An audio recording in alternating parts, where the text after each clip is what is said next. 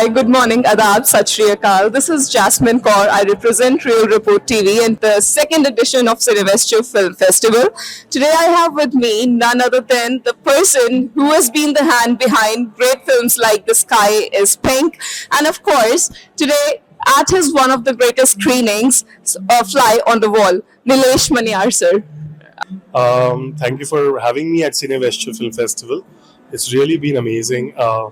I'm a big fan of coming to cinephile communities and to film festivals because the environment here really encourages you to go on making cinema that you believe in. And thank you for taking us to your viewers, man. Seriously, thank you. Thank you, sir. So, just a first basic question to start with, because you have been a person who's been into, writing films and then, of course, directing films. What has it been when you started on this journey? I mean, how long has it been and what it took over to be here? It started after my engineering days in 2006. 2006, 2009, I assisted various filmmakers. I was also trying to understand myself, figure out whether I belong here. Is it doable? It was scary at the beginning. And then you dabble, and I think the hard work met luck, and I was at right place, right times most of the times. And end of the day, what post 2010, what mattered in my journey was my conviction. Uh, I reached a point very soon where I felt I need to do what I came here for. A lot of us, I mean, I always feel we are divided into sets of people. One who would try to do what they believe in, and others who are compelled to react to the city. The city brings a lot of peer pressure, the city brings a lot of light and glamour and expectations. And when you come home, like a lot of my family won't understand what independent cinema is, what documentaries are. They would ask me, "Arey yaar, ek commercial picture bana le," So, but I come here for the joy of expression, the joy of unique perspectives that storytelling can bring. So, yeah, I mean, the journey has been long, but worth it. Right. As you said that it's been all combined like hard work and luck. Most of the people say कि अरे किस्मत की बात है. How much is kismat in this industry and how much is hard work? Depends on how you process what kismat is. I mean, the fact that you and I are talking here right now could be called kismat also. And then we can also say that we made a lot of choices because of which you reached here and I reached here and we are talking. So it's about, since I don't know how to dissect kismat, I would talk about the choices we make in life. Time and again, the choices we make are little steps towards that final choice that you have to make. So I would say focus on the choices you make rather than worrying about kismat.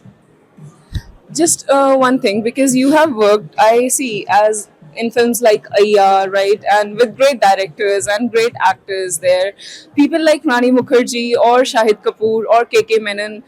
In the beginning of your journey, working with these kind of people, it should be, I think, for any filmmaker like me or like anybody around, it will be very intimidating. Like, they are big names. We have grown watching them. How is it like? What do you do to overcome that hesitation in that period? First of all, the films that you mentioned, I have been assistant on. Yes. I've not directed them. So, like I've assisted Vishal Bhardwaj, or I've been a first AD on Ayya, as you said. The idea of overcoming any fear in life is by doing it. So, if you think you have fear, intimidation, or apprehension about anything, just do it. Just do it once. Don't wait, think, contemplate. Don't do all of that. Jump in, experience, and you'll be past it. So I think that's how you go about it. And your film over here, the reason why these two films are on my mind is because if you consider the ideas behind two films, it's like between life, between death, right? Kind of films which make you retrospect your ideas about life and death.